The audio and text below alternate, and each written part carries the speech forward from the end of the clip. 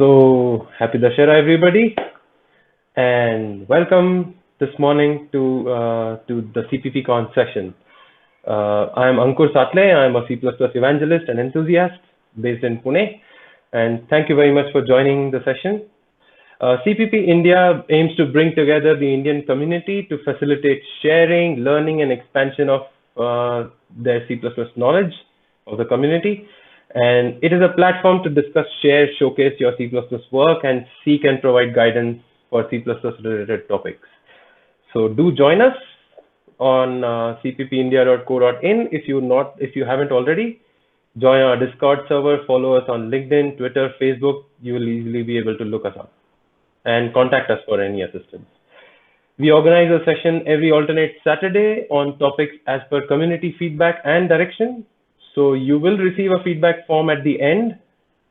And I would request you to please spare a couple of minutes to provide appreciation and constructive criticism both for today's session, and as well guidance on making the upcoming sessions awesome. Okay, your feedback will help us bring the content that you want to see. So without any further ado, let's get started with the presentation. Today's presenter, Shilpa Dodeja, has heaped and stacked up a strong type C++ knowledge in her 6 years of solid experience. This unique pointer has already captured the community admiration with her previous presentations on Lambda expressions here at CPP India. If you haven't seen it, I would request you to just check it out on YouTube. Today, she is going to share PTR her knowledge on smart pointers with us weak PTRs, and we can immediately apply it in our day-to-day work. So let's get going with smart pointers with Shilpa Dodeja. Hello everyone, very good morning to all, and thank you Ankur for such a nice introduction. Let me share my screen first. So let's start with the today's session or the topic on smart pointers. But before I actually move on to the smart pointer session and tell you how to use those smart pointers and when to use them, I think it is really important to understand as to why they were introduced into the standard in the first place. What kind of problems do they solve that we should use these smart pointers, right? So let's start with the very basic as to what is a raw pointer, and then we will look into the disadvantages that the raw pointer has, and then we will move on to the smart pointer session. So just a basic introduction as to what is a raw pointer. Raw, as the name suggests, a raw pointer is nothing but which will point to some memory location of some object, right? Now, if I have to give you an example, let's say I have an int variable called n, and then I assign a value 2. Just a second. Yeah. Then I assign a value 2 to it. So can I say that n holds the data value 2, right? So similarly, in case of pointers, the pointers hold the memory location of some object. It cannot hold the data directly, but they can definitely hold the memory address of the object which is actually holding the data. Now, one of the major reasons as to why the pointers are used, why the pointers are used, and that is they are used to point to the objects that are allocated on heap. That means the objects are allocated dynamically. Now, why do we want to allocate the objects dynamically or on heap? Why not on stack, right? Because stack offers the automatic lifetime management to us. But still, there are use cases where you would have to allocate the objects on heap. And one of the use case would be that, let's say, let us consider the example wherein the Instagram has to decide how many users can join a particular day. Now, there is no way that the application itself can determine as to how many users would join on a particular day.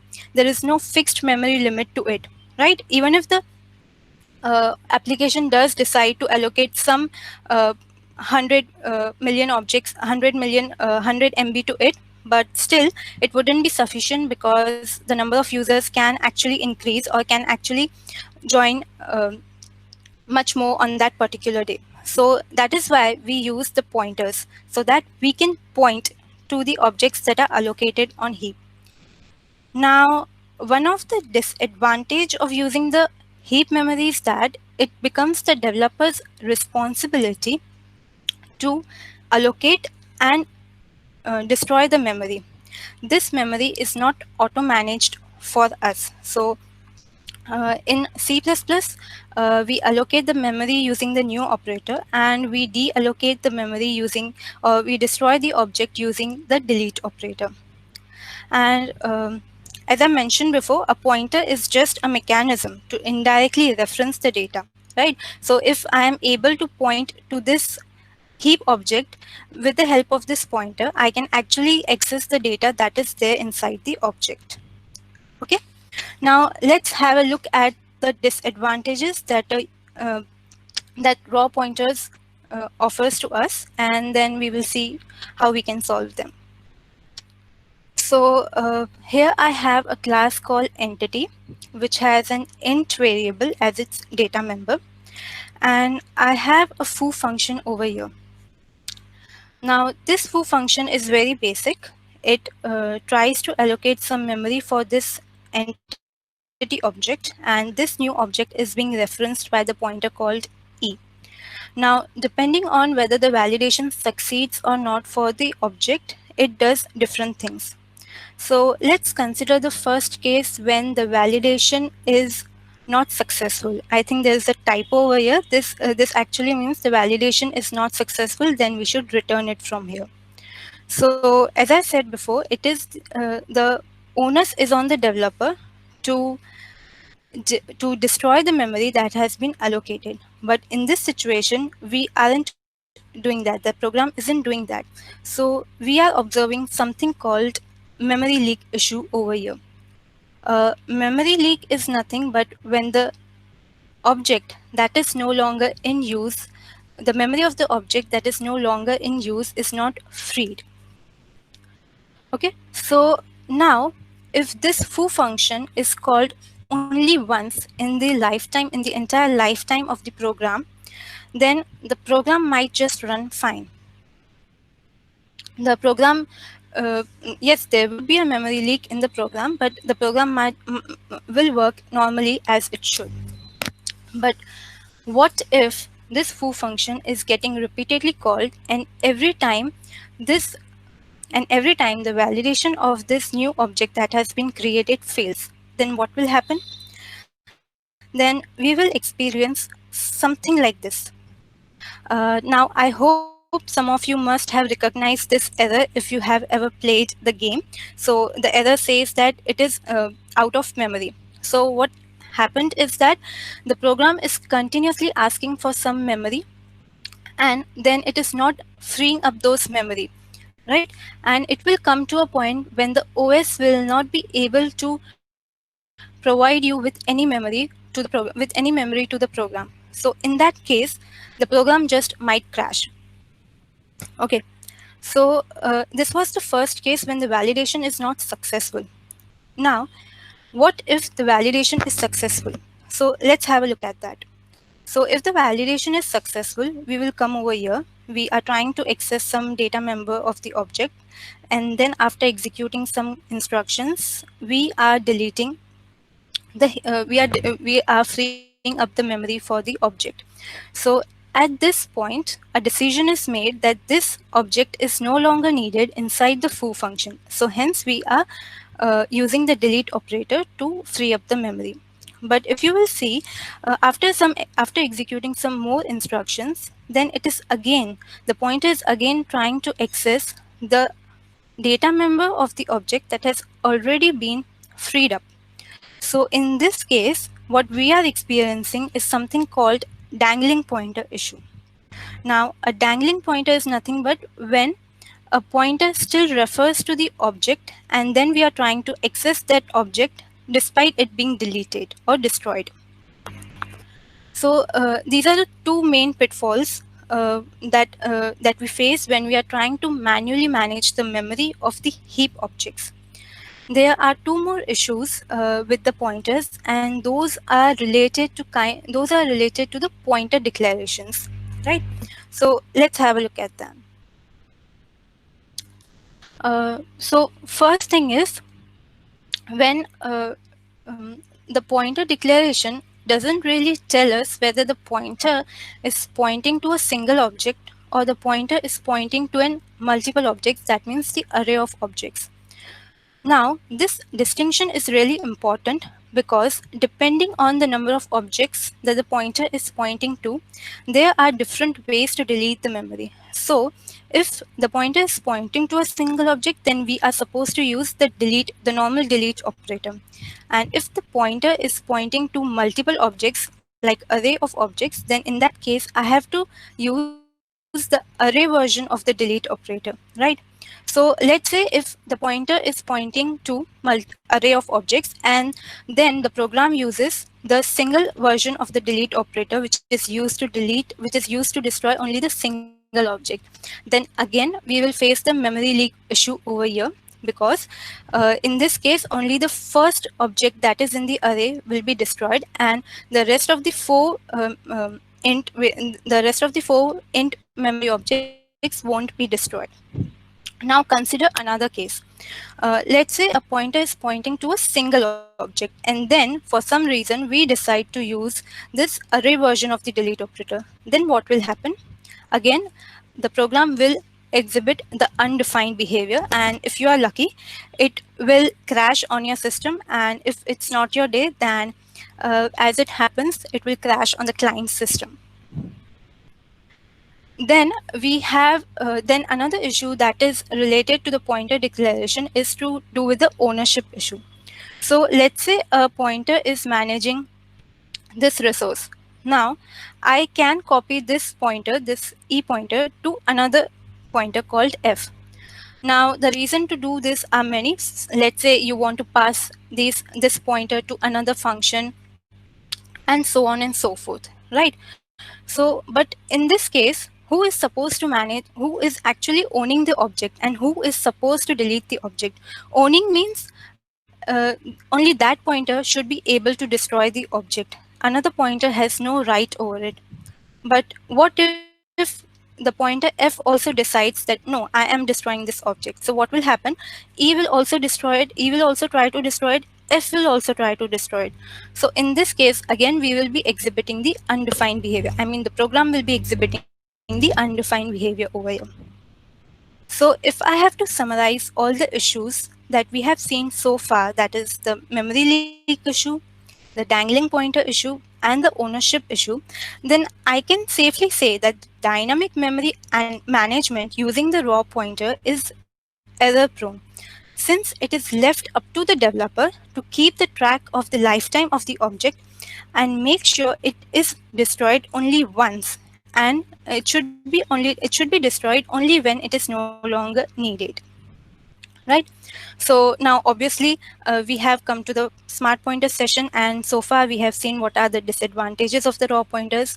So we should be moving to the actual topic. But before I start with the topic, let me cover one last topic, and here it is.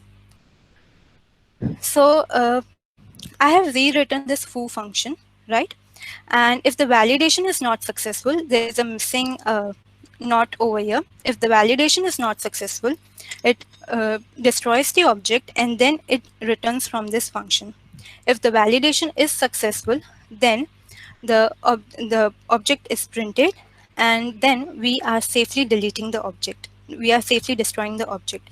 So still there is something wrong with the program. Technically it will work. It will work fine. The program will work and will compile as it should, and it will also run as it should. But what is wrong with this program? Here is something wrong with the program. We are unnecessarily misusing a feature, right? So if I have to describe the task that is assigned to this function, then its task is very simple. It has to create an object, it has to be validated, and depending on the outcome of the validation, then I have to print the object, or I have to delete the object and return from here. But at the end, the object should be deleted, right? But the same functionality can be achieved when we are using the scoped lifetime. So if I will declare a local variable of entity, and then I can just do the same operations on it, and then the object will be automatically deallocated when this foo function exits, right? So we should always prefer scoped lifetime by default. And this has also been mentioned in a talk called Leak Freedom in C++ by Herb Sutter, and it was given in 2016 CPPCon conference. And he also mentions that most of the use cases, approximately 80%, can take the advantage of this scoped lifetime. There is no need of the heap allocated objects, because if you are using heap allocated objects, you have to manage that memory. So now that is set aside, we also have to focus on the 20% of the use cases wherein wherein there is a real use case wherein the heap objects are required. So now we would start with the smart pointer session. Okay. So what are smart pointers? The smart pointers were basically introduced to avoid the dangers and the pitfalls of managing the heap memory manually. And they help us in automating the memory management of the heap objects and ensure that the objects are destroyed in the appropriate manner at the appropriate time. The basic idea behind the smart pointer is fairly simple, and if you have ever written a C++ class, then you might be aware about the constructor and the destructor paradigm, which goes by the fancy name of RAII. Right now, it is simple to explain the concept of RAII than to explain the full form. But for your information, the acronym RAII stands for the Resource Acquisition is Initialization. Um, now, if I have to explain this concept, then the principle states that the heap allocated resource should be wrapped inside the class, right? The heap allocated resource should be made a member of some class, and then that resource should be initialized or acquired in the constructor of the class, right? And that resource should be destroyed when when the object of the class goes out of scope and the destructor is called. So essentially, the principle tries to give the ownership of the heap allocated resource to a stack allocated object, right? And if this is confusing to you, I will show you in later slides as to what I mean by a heap allocated resource is assigned to a stack allocated resource. But the main idea is that when the stack object goes out of scope, the associated resource will also go out of scope. And that is when the destruction of the resource pointer will happen, and there would be no memory leaks. In fact, the smart pointers are actually the class templates which implement this simple yet powerful idiom. So this was some basic intro about what are smart pointers. So there are 4 pointers available in C++ 11 standard, and those are auto pointer, unique pointer, shared pointer, and the weak pointer, right? Now, in case of auto pointer, what they tried to do, they tried to implement the move semantics in its copy constructor. So what it means, when you are trying to copy one auto pointer from the one auto pointer to the another auto pointer, that means the source auto pointer is copied somewhere else called the destination auto pointer. So when this operation happened, in that case, the source auto pointer was set to null. And this is what I meant when they tried to implement the move semantics in their copy constructor. So this is essentially incorrect, because the semantics of the copy constructor states that the objects should be allowed to copy. They should not get moved from the source object. So, and hence it was deprecated in C++ 11 standard, and then eventually were removed in C++ 17 standard. Now, the idea behind the auto pointer was actually correctly implemented in a new smart pointer, and which was named unique pointer. Personally, I feel this naming is better as compared to the auto pointer, because in this case, the name itself suggests that the ownership will be unique. This particular point, only this particular pointer will have exclusive right on the object that it is trying to manage. Now, unique pointer is also a very lightweight a lightweight pointer. So there is no memory overhead as such when you are trying to use the unique pointer. The size of the unique pointer as well as the size of the raw pointer is exactly the same. Even the instructions that are even the assembly instructions are exactly the same for the unique pointer and the auto pointer. So we can definitely use this smart pointer in case your performance is very critical and the memory is limited, because there is no memory overhead and there is no performance overhead as well. Now, since the unique pointer is holding exclusive ownership, so when this unique pointer goes out of scope, then in that case the object will be destroyed. And this is what I meant when I said a heap allocated resource is bound to a stack allocated object. So when this goes out of scope, this will automatically go out of scope, and proper cleanup will be done in this constructor, in its destructor. The next smart pointer that we have is called the shared pointer. Again, the naming is spot on. The name itself suggests me that it will share the ownership of the underlying resource that it is trying to manage, right? And in this case, the underlying resource will be destroyed only when the last owning smart pointer will be released.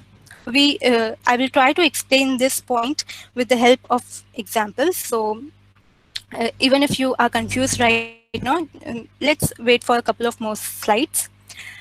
And the third pointer is called the weak pointer, which isn't really a smart pointer, I would say, because this smart pointer does not really own anything. It does not own the underlying resource. And since it does not own it, it cannot destroy it. Hello? Am I audible, right? Yes, going good. Yeah, Shilpa. Yeah. Sorry, I am having a FOMO right now. Yeah, cool. So yeah, but weak pointers are useful when there is something called cyclic references. We will look into this problem as to what are cyclic references and how weak pointer can solve that problem. So let's start with the very first pointer called the unique pointer. We will now be seeing how to use these pointers and what all caveats are there and that we should avoid. So the very first thing that you would want to do to your code base is to include the memory header, because that's where these smart pointers reside and they are available under the namespace std. Now, as I mentioned before, the smart pointers are actually the class templates. So if I have to ask this smart pointer to manage some resource, I would have to provide in the type as a parameter to this class template. So it knows what kind of resource it is going to manage. Next thing that I would have to do is that provide it the heap resource. That means I have to actually allocate that resource and then I have to give it to the unique pointer. The unique pointer won't create the resource for you. It will only manage the resource that has been already allocated, and this allocation is dependent on us, on the developers. So now let's quickly have a look at what this small piece of code will do when it runs. Now, the first thing that will happen when this code execution will start, unique pointer will be allocated, some memory will be allocated for the unique pointer on the stack. Next thing, in order for the constructor of the unique pointer to run, it has to have access to the already allocated heap. So the next thing that will happen is the object will be allocated on heap. Now, the constructor of the unique pointer, which accepts a raw pointer, because I am actually passing, if you can see, actually passing the address of this heap object. So the constructor of the unique pointer, which accepts a raw pointer, will call, and now it will manage this entity object. Technically, when we are passing this type parameter, internally the unique pointer has a member variable which is of the type entity, and it's a raw pointer. Okay, because only pointers can point to some memory location. So inside this unique pointer, we actually have some raw pointer. Now, what will happen when this when the scope of this unique pointer will end? It will go. It will be destroyed because this is being managed by, this is a stack allocated resource. So this is automatically managed. So unique pointer will go out of scope, and in turn, the resource that it is managing will also go out of scope. This essentially means the resource that is heap allocated is bound to a stack allocated object. Now, in this case, the unique pointer actually knows whether it is pointing to a single object or whether it is pointing to multiple objects. There is a different variant available wherein multiple objects can be managed by the unique pointer, and I will cover it in later slides. But for now, this unique pointer is only managing one single object, and hence the delete will be used to free the memory. Now, this delete operator is itself called in the destructor of the unique pointer. It is default delete. So this was some very basic intro about how to use a smart pointer and its working under the hood. Now, at the end of the day, these are pointers, right? So if I have to access the underlying resource, because the main aim would be that I have to access this data. So for that, the unique pointer has overloaded the arrow and the asterisk operators that we normally use with the raw pointers. So if I have to call the print function of the underlying resource, that is entity in my case, then I can use arrow operator, or I can use the asterisk operator, which basically means I am dereferencing the pointer. That means I am getting the object, the underlying resource object over here, and then I can use the dot operator to call the data members. Then the unique pointer can also be used to check whether it's null or not. That means whether the unique pointer is actually managing some resource or not. So you can use this version. You can actually compare it with some inequality operator, or you can also get the raw pointer that it is managing with the help of this get function. Now, this get function doesn't really when we are using the get function, the unique pointer won't release the ownership. So you are just getting a raw pointer to it, and you are trying to access, and you are trying to check whether it's null or not. So, and this was for nullability property. And then what if I want the unique pointer? What if I want to destroy the underlying resource? I do not want the unique pointer to own anything now. So I can just simply assign the null pointer to it as we do it with the normal raw pointers. Now, in this case, when we are assigning the null pointer to it, what actually happens is that if this unique pointer is holding some resource, then in that case, first the object will be destroyed, and then this unique pointer will be set to null. Because if the object is not destroyed over here, again we will be facing the memory leak issue over here. So the unique pointer provides the guarantee that the will be destroyed if you are setting it to a null pointer. And the same operation can be achieved via the reset operator, reset method. So these are some of the basic operations that are available on the unique pointer. One thing to note over here is that if I have to access the data member of the underlying object, then I would have to use the arrow operator. Yes, you can dereference it and then access via the dot operator, but basically uh, we are indirectly referencing the data. But if I have to call the member function of the unique pointer itself, like the get function or the reset function, then in that case, we would have to use the dot operator.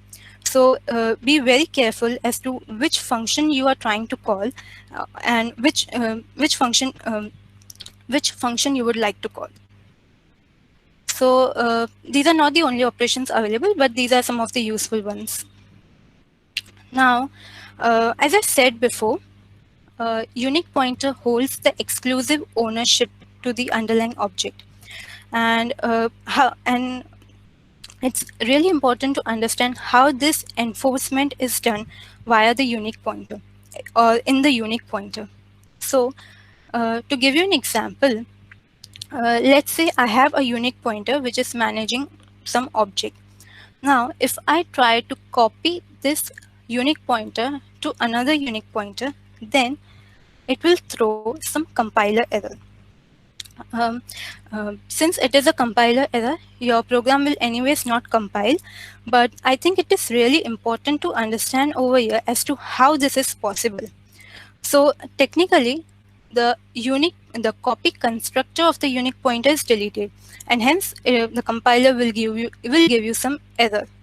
But why is it deleted? So if this operation would have been allowed, then that means the unique pointer 1 and the unique pointer 2 both will be referring to the same object, and both will assume that they have the ownership to this object. And that is when you get undefined behavior, because both will try to delete the object, and hence this is not allowed. On the similar lines, even the copy assignment operator is not allowed. So when you declare a unique pointer and then you try to assign it from the raw pointer or by allocating the object on the resource, then even this is not allowed, because in this case we would be calling the copy assignment method, and the semantics of the copy assignment is basically that it should be allowed to copy the objects. But in order to have exclusive ownership, the unique pointer should not allow to copy, either via the copy constructor or via the copy assignment operator. Okay, but now I can definitely see I cannot copy the unique pointer. But what if I have to transfer the ownership to some another unique pointer? Then can I do that? So yes, that is possible when you can transfer the ownership of the unique pointer. So here I have a unique pointer which is managing some resource, and then if I have to assign this unique pointer to another pointer, then I would have to use something called std move, which will basically uh, uh, whi- uh, which would basically end up giving up it, in which case the UP1 will end up leaving its exclusive ownership, and the UP2 will be managing the entity object. So to explain you with some example, we have the unique pointer 1 and we have the entity object that is being managed. And when I move this unique pointer, so unique pointer 1 will give up its ownership. It will no longer manage it and it will be set to null pointer. And now UP2 will be managing this. So when the UP2 will go out of scope, that is when the object will be destroyed. And hence we say that a unique pointer is only movable. It is not copyable, and that is how the enforcement is done. So I can understand that transfer of ownership can happen, but in what cases this is useful, right? So let me give you an example.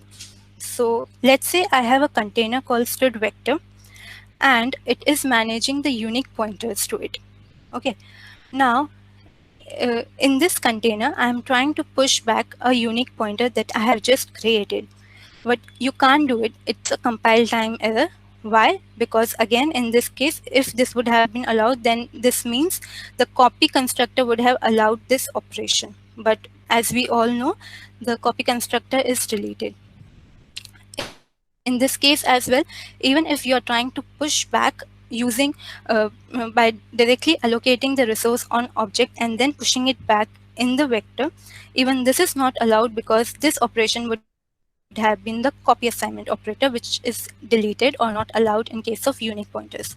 So, but still, it can happen that the creation of the unique pointer or the pointer is somewhere else. Maybe the creation is complex or is being created by the factory function, and I get the unique pointer itself, and then I would like to push it back to this vector of entity. So in that case, I can move the ownership of this UP1 to this vector of entity. So when this vector will go out of scope, my unique pointer or the underlying resource will be deleted. Now you can do the same thing by using the emplace back option. If you are able to construct the object in place, emplace back creates the in place object. So if we are able to create the object in place, then we should try to use emplace back, then using the pushback and then actually moving it. So this was about transferring the ownership of the unique pointer. But if you would have seen, a unique pointer accepts a raw pointer, because I am actually creating the resource over here and passing the memory address of it to the constructor. So can I do something like this? So I create a raw pointer and then I pass it on to both the unique pointers. So the answer is yes, we can definitely do it. The compiler will not give you any error as such, but the program will exhibit the undefined behavior at the runtime. How will it happen? So I have a class called entity which has been allocated and is being referenced by the pointer a. I have not shown over here because it doesn't it doesn't really convey the point that I want to convey. So for simplicity, let's say I have an entity object which is being heap allocated, and now with the help of this raw pointer, I am creating this UP1 object, unique pointer 1 object. Now I am also using this same raw pointer for initializing the UP2 object. So now both the smart pointers are managing the same resource. So when since they are managing the same resource, that means the underlying resource will be deleted twice, right? So again, despite using smart pointers, we can introduce undefined behavior in our program.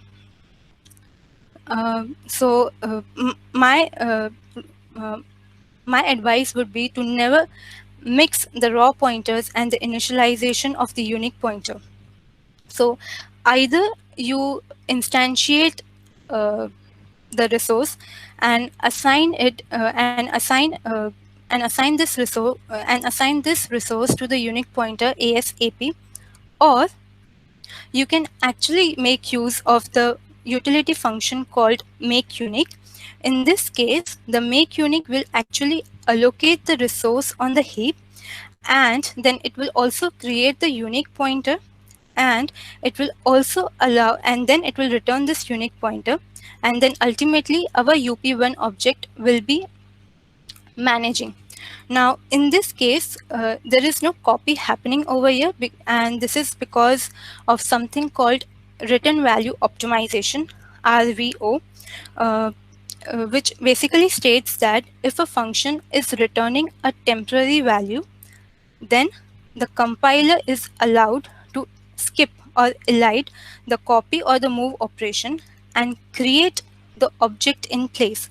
So that means our UP1 will be directly managing this resource entity. Um, but there are use cases wherein the make unique cannot be used, and we will definitely look into that. So first preference should always be make unique, and if it is not possible to use make unique, then the preference would be given to the new operator. But this should never be done. We should not use the raw pointers to initialize the unique pointer, or for that matter any other pointers, smart pointers. So as I said before, uh, there is a variant called there is another variant for the unique pointer which is used to manage the multiple objects in case array objects. So in that case, we would have to pass in the type to the unique pointer that I am trying to manage multiple objects. I'm not trying to manage single object. And as said before, the unique pointer will manage the heap allocated object that you have just allocated on the heap.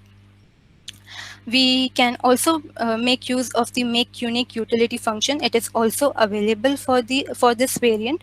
So in this case, the same thing will happen. The make unique will create the object on the heap, and then it will create the unique pointer, and then it will make it point, and then it will ask the unique pointer to manage this array object.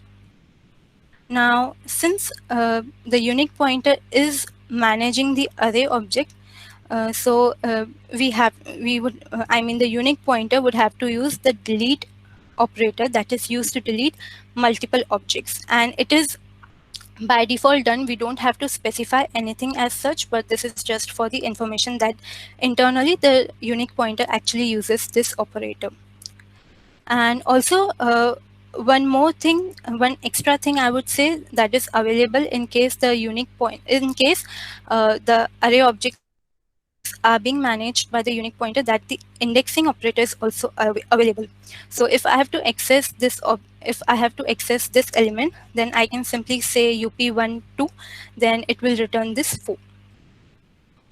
So this was about this variant, but the array variant of the unique pointer shouldn't be really used, don't have much use case, because we already have std array and std vector with us in C++ 11 standard. So I don't really see the use case for it. The only use case I can think of is when when a library is being used and it returns a pointer to array object. That is the only use case I can think of when this would make sense. Otherwise, we are better off with the std array or the std vector, whatever is the case available. So far we have seen how to manage a memory resource, right? But in an ideal world, memory is not the only resource that needs to be managed. A resource can be anything. It can be file, it can be lock, it can be socket. A resource is anything that needs to be acquired, and once they are used, they are to be released. So acquiring a resource and then releasing the resource. So to give you an example, in case of file, let's say I am opening a file. So in this case, I am acquiring the file descriptor, right? Then I'm doing some operation to it, and then I'm closing the file. The resource, in this case, I don't have to delete the resource just like we delete the memory. But nevertheless, I'm still trying to manage the resource. What if while writing to the file, I encounter some error? Then the file should be closed. If the file is not closed at the right time, then it can happen the OS will again run out of file descriptors, and the operating system will go into the hang state. Another resource I can say is that when you're using library functions, right? So let's say you have a library which is actually doing all the work for you, which is actually managing the memory. But in order for the library to manage that resource, I have to call specific functions of the library. Like I have to call the create function, then I have to call the destroy function to release that resource. So can our smart pointers help us in this case? So yes, answer is obviously yes, because why would I ask such a question if that is not possible?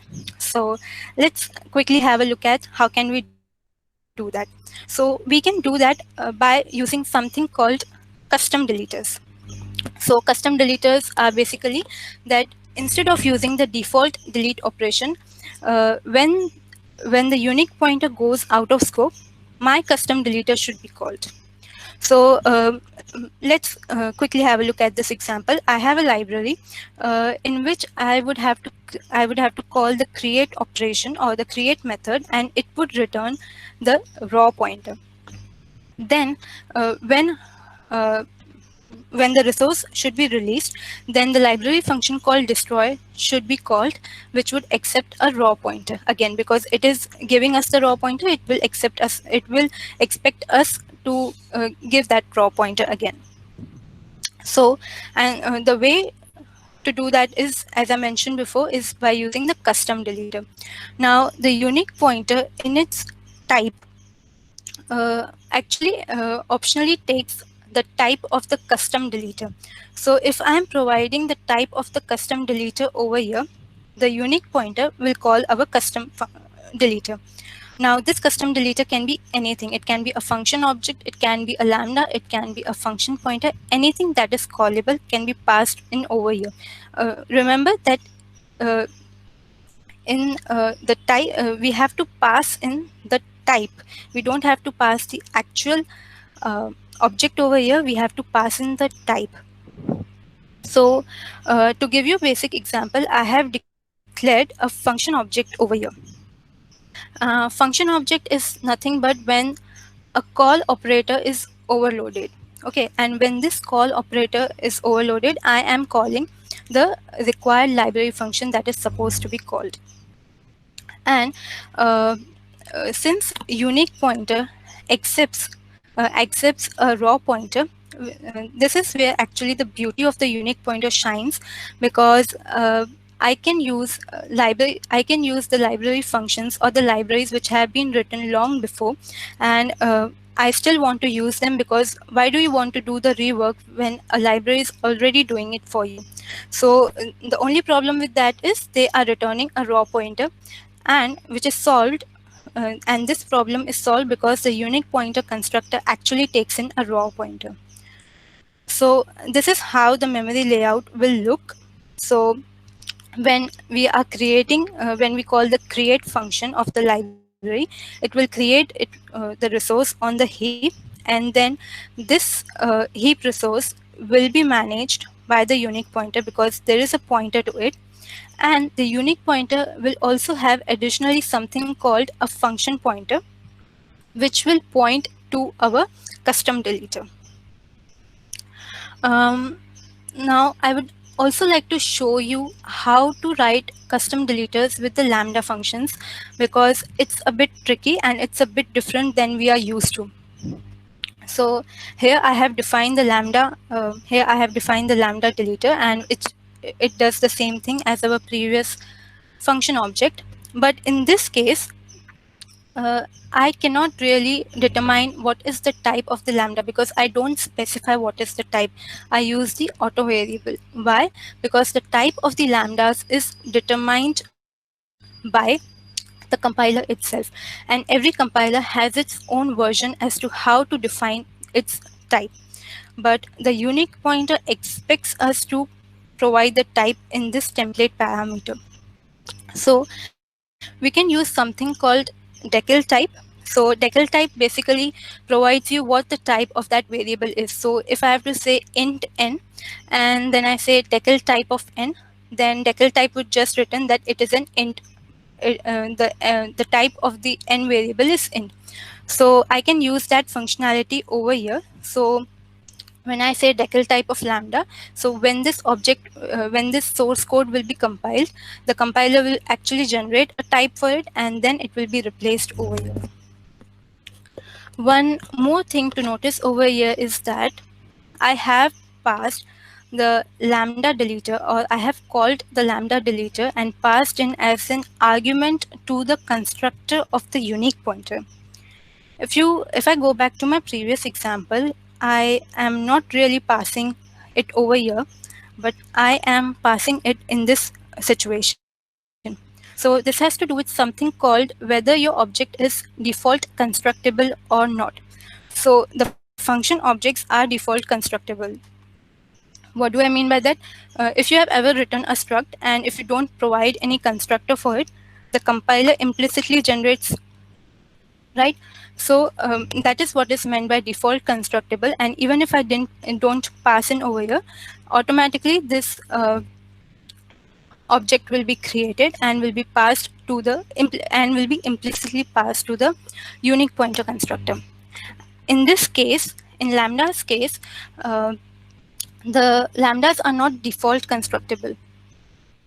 So, and hence I have to pass in the lambda. I have to construct the lambda over here. So this was with custom deleters. They are really useful when you want to manage some resource which is not memory. It can be file or it can be when you are using the library functions. Now, as I mentioned before, there is a use case wherein you can't use std make unique, and this is that case. We don't have a utility helper function which accepts the custom deleters. So in this case, if you have to allocate the resource, then you will have to depend either on a function or you would have to use the new operator. So this was about all the unique pointers, but there is this one last topic related to it, and that is the memory footprint of the std unique pointer. So um, at the starting I said that in the starting I said that the unique pointer is really a lightweight pointer, and the size of the unique pointer and the raw pointer is actually same. So I have provided the link over here so you can actually run it, but I have accumulated the results and shown in a pretty tabular format. So if you will take the size, if you will use the size of operator and apply it on this raw pointer, then it will give you 8 bytes on a 64-bit machine. And if I try to size the unique pointer, the normal unique pointer, then in that case, again, the size matches with the raw pointer, and hence the unique pointer is said to be a lightweight pointer. Now, in this whole table, the interesting thing over here is these two rows. Although I am using a custom deleter, the memory overhead doesn't really increase. And same is the case for lambda. The memory overhead isn't really increasing.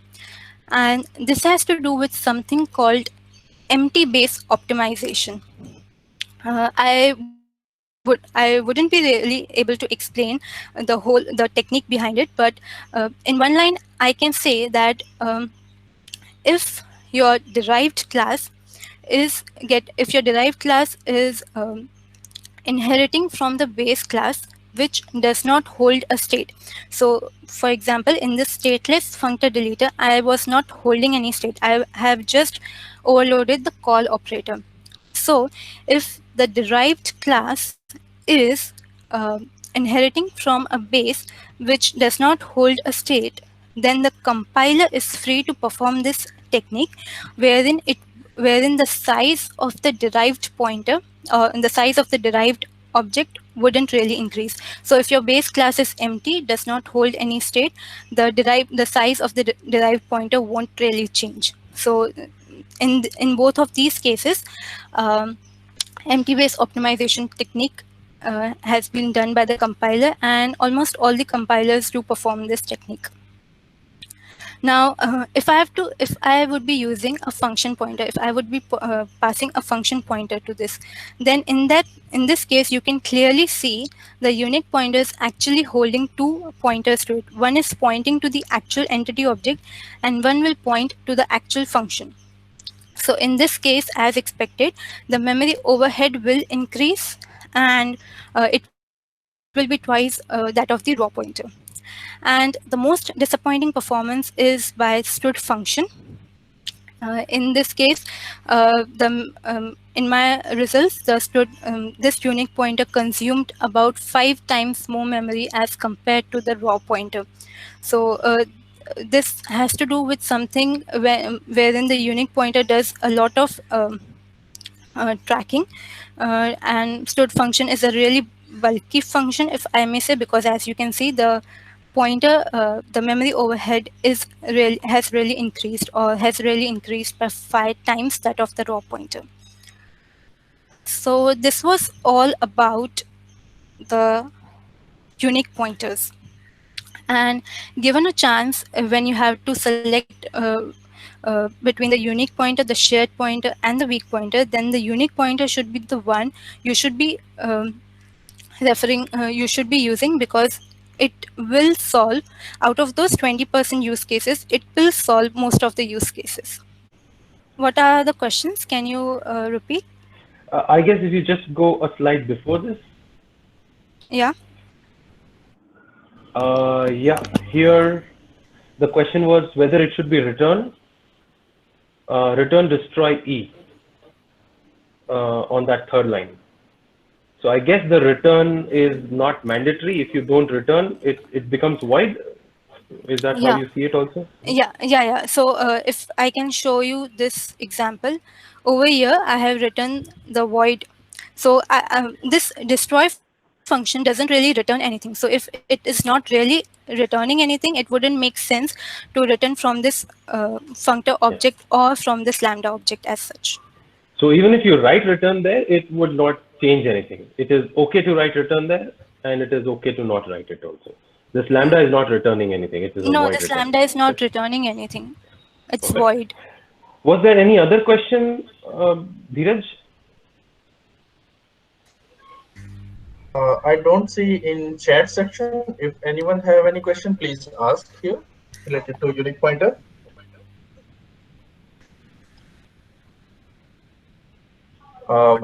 Does assigning unique pointer to a raw pointer work, or isn't it? Assigning unique pointer to a raw pointer, then in that case you would have to make sure the unique pointer releases its ownership.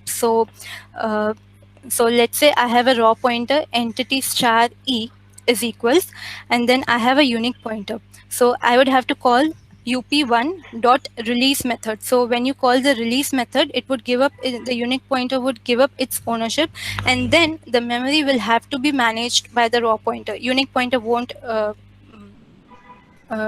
do it for you.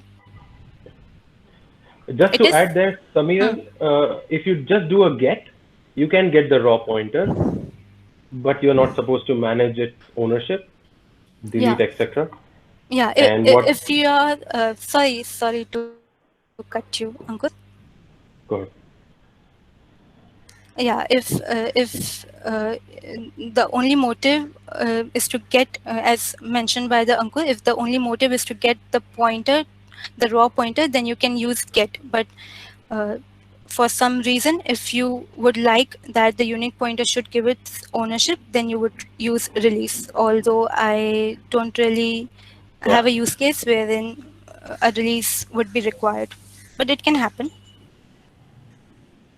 So when we assign a unique to a raw without using the methods, is that a compile time catch, or how does the compiler Yeah, it's work? a compile time error.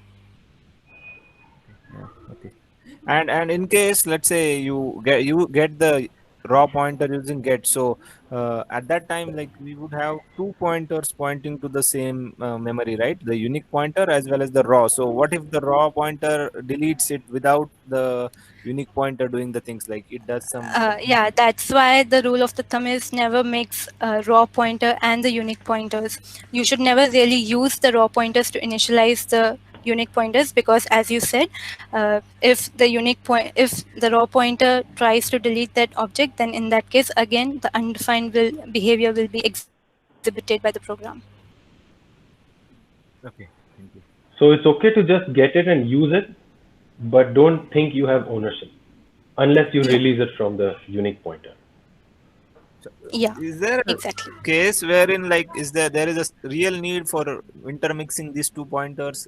Let's say the reason for unique pointers was to migrate from the raw to unique at some cases, like to avoid these all undefined behaviors. So is there a real need Hmm. where we need these kinds of convergence, or where we need the raw and unique to go hand in hand? Yeah, there is a use case, and to give you a short answer for that, the only reason as to why you should be getting a raw pointer is to just access that object, is to just access the underlying resource. I have covered this particular example in my later slides, so I will be adding to this at the end of the presentation. So if you have a C function, if you want to call, say you want to scanf a value into that, then again you will need that C style pointer. And any functionality that you already have, it has to be invoked using the basic pointer, then you do that. Otherwise it is discouraged. Okay, thank you. I guess Shilpa, Yeah. Should we move? is this where we so it's already 12:14, so Yeah, I will I guess what we can try do is to hurry up. cover shared pointer next time, some other time. Sure. We can cover the rest of the presentation next time. So the shared pointers and the weak pointers are remaining. Yeah, I guess looking at the level of detail, deliberation, and the use cases, practical use cases that you have pointed out, it was really very enlightening to see how unique pointer comes to the rescue. Your code can be so much more disciplined, where your ownership is there. When you look at that object, you know it is owning it, and if you look at a basic pointer, you know it's not owning it. It makes life so simple and managed automatically, that too, by using these. So I guess Yep. Yep. it has been such an informative one. I don't think anybody else has a question at this point.